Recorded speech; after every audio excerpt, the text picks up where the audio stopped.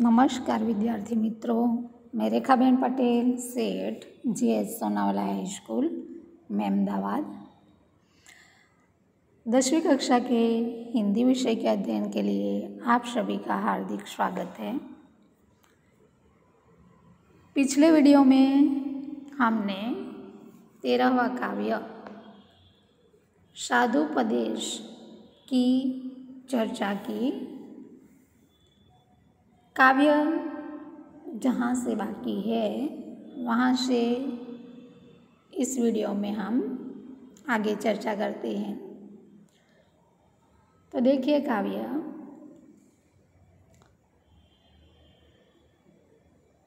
काका हाथ रसी व्यंग्य के द्वारा इस काव्य में धूर्त साधुओं पर प्रकाश डालते हैं।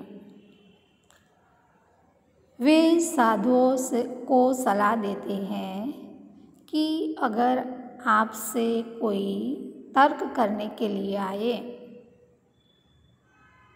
तो आपको क्या करना है? मौन व्रत धारण करना है और स्लेट पर लिखकर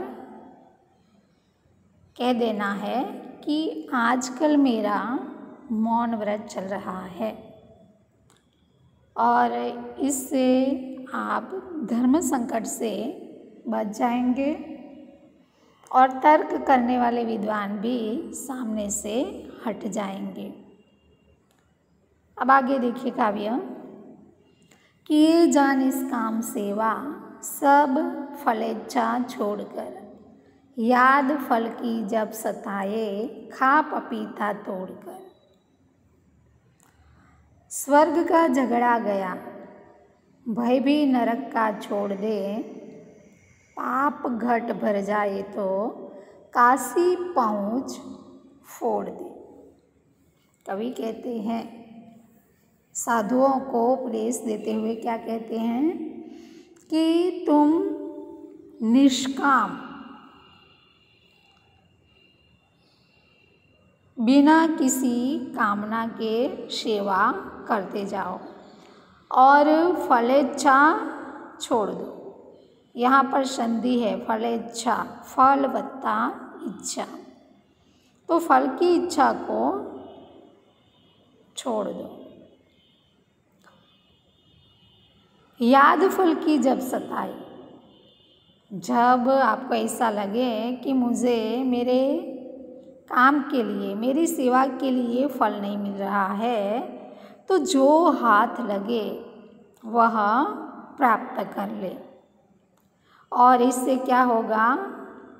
स्वर्ग का झगड़ा भी चला जाएगा, स्वर्ग नरक का भेद भी चला जाएगा। आपको स्वर्ग नरक के भेद में पड़ना नहीं है और फल की इच्छा किए बिना सेवा करना है और जो हाथ लगे उसे प्राप्त कर लेना है।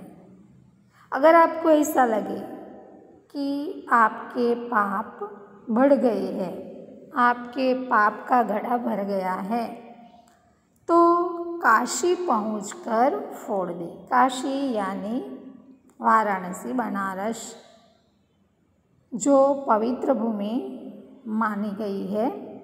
ऐसा कहा जाता है कि काशी में स्नान करने से, गंगा में स्नान करने से सब पाप नष्ट हो जाते हैं। तो कवि साधुओं को उपदेश देते हुए क्या कहते हैं कि अगर आपके पापों का घड़ा भर जाए, आपके पाप बढ़ जाए, तो काशी में जाकर इसके लिए तू पश्चाताप कर ले। तो इस सारे काव्य में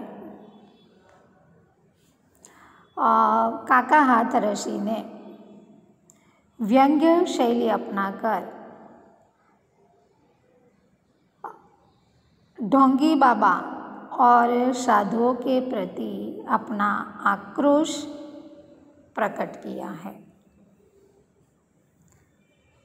इस काव्य में एक मुहावरा है पोल खोलना, जिसका अर्थ होगा रहस्य प्रकट करना, और एक कहावत है मुख में राम बगल में छुरी। विद्यार्थी मित्रों, परीक्षा में कहावत 1 मार्क की पूछी जाती है। कहावत का अर्थ लिखिए। तो यहाँ पर कहावत है मुख में राम बगल में छुरी। इसका अर्थ होगा कथनी और करनी में अंतर होना। अब स्वाध्याय देखिए।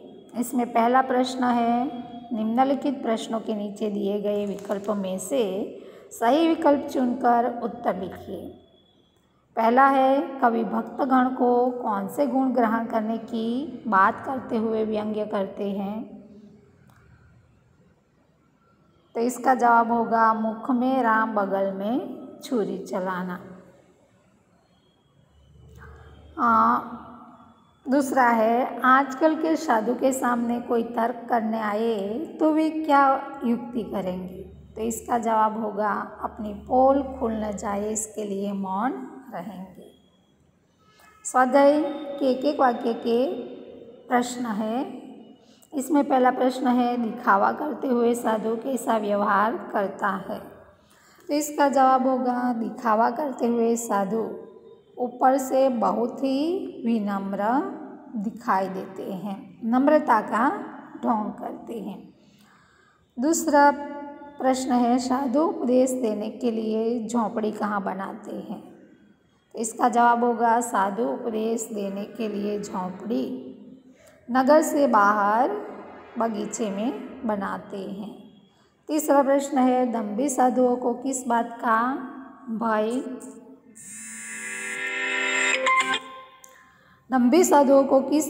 भय सताता है? तो दम्भी साधुओं को इस बात का भय सताता है कि उसकी पोल खुल न जाए। साधु मौन धारण क्यों करते हैं? तो साधु मौन इसलिए धारण करते हैं कि उसके अज्ञानी होने का पता चल न जाए। अब स्वाध्याय का जो व्याकरण है इसे देखिए। इसमें मुहावरा है पोल खोलना, तो इसका अर्थ होगा रहस्य प्रकट करना। विरोधी शब्द है प्रिय, तो प्रिय का विरोधी होगा अप्रिय। नम्र का होगा उद्दंड। भीतर का विरोधी होगा बाहर। भय का विरोधी होगा निर्भयता और मौन का विरोधी होगा मुखर। विशेषण बनाइए। इसमें स्वर्ग शब्द है, तो स्वर्ग का होगा स्वर्गीय। चमक का चमकीला। कांपना का कंपन।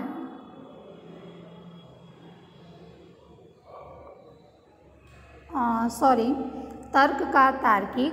धर्म का धार्मिक। देह का दैहिक। नगर का नागरिक। अब भाववाचक संज्ञा बनाइए। नम्र का नम्रता। कांपना का कंपन। गुण का गुणी का गुण और भयभीत का भयभीति।